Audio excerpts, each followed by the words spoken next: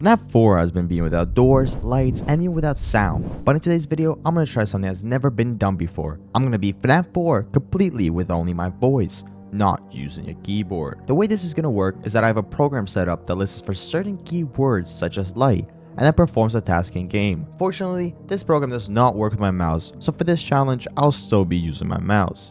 But this does not change the difficulty at all. It actually makes it much harder by making you think about 3 things at once: the game, the keywords, and the mouse. So without further ado, let's get into FNAF 4 with only my voice.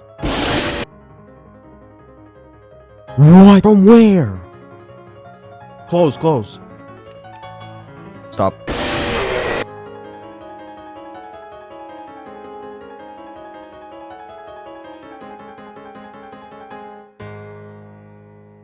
Now before we begin, let me quickly break down how FNAF 4 works. If you already know this, then skip to this time in the video. FNAF 4 is the 4th installment in the series, as explained in the name, and has you playing as a little child that we don't know the name of.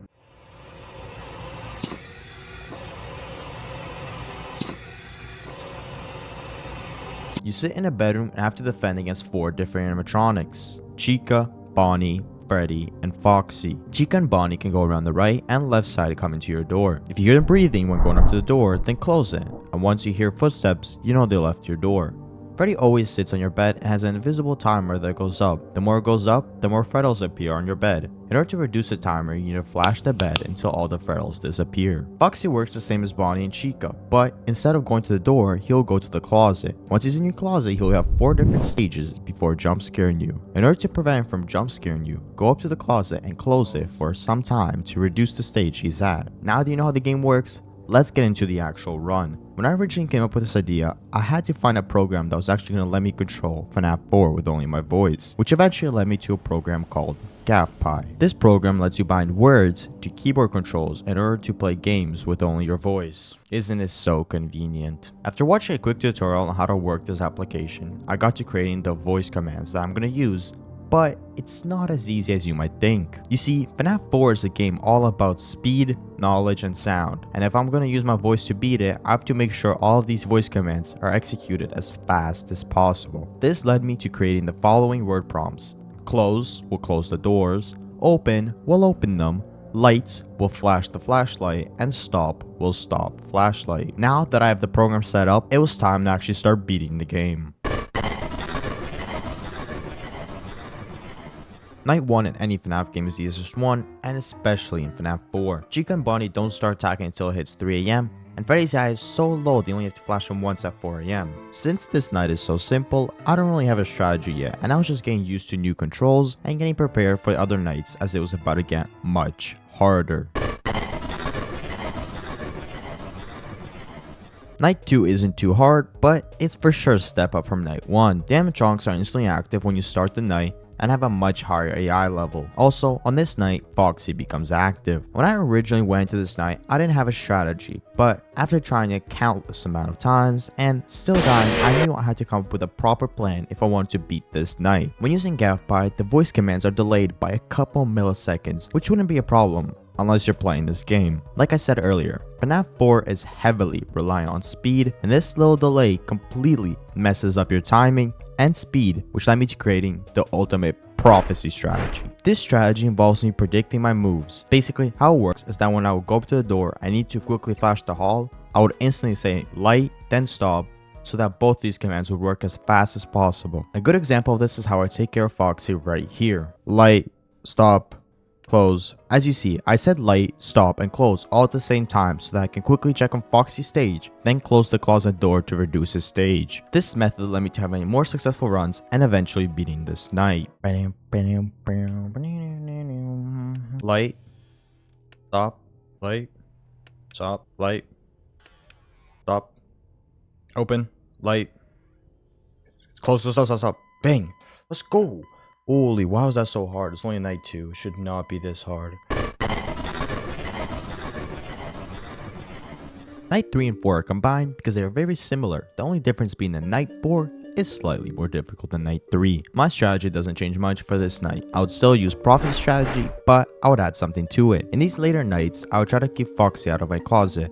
I'll listen for movements, and whatever side I hear him on, I'll go there to prevent him from entering my closet. I did this due to the fact that in these nights, animatronics come to your door way more often, and Freddy becomes much more aggressive. By keeping Foxy away from my closet, it would eliminate one more thing that I'll have to take care of, leading me to having more successful runs. Or so I thought. You see, on later nights, Foxy gets in your closet so fast that most of my runs would end up failing in the first 15 seconds.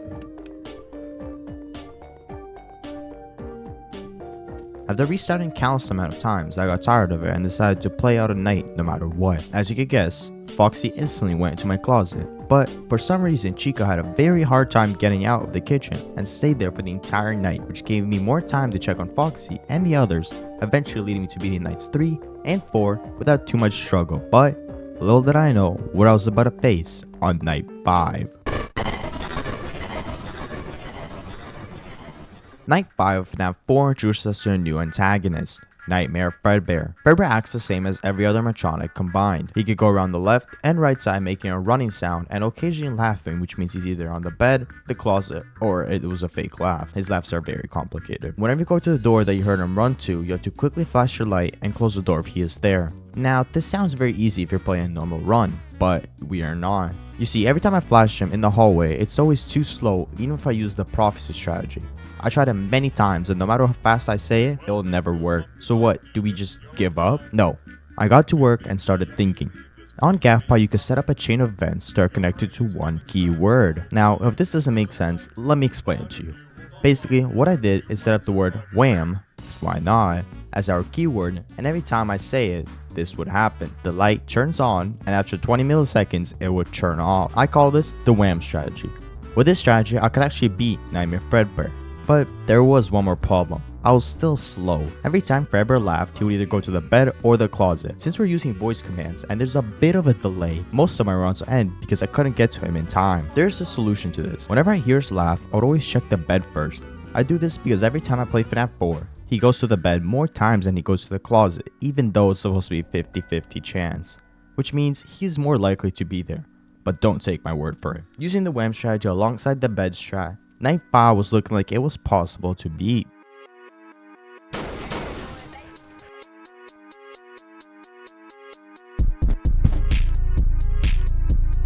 Stop, close. Close. Close. Close. Light. Light. Wham. Close. Open. Let's go. Holy moly. We are completed. Bang. Let's go. If you want to check out my other FNAF 4 challenge videos, then click right here. Thank you all for watching, and I'll see you in the next one. Peace.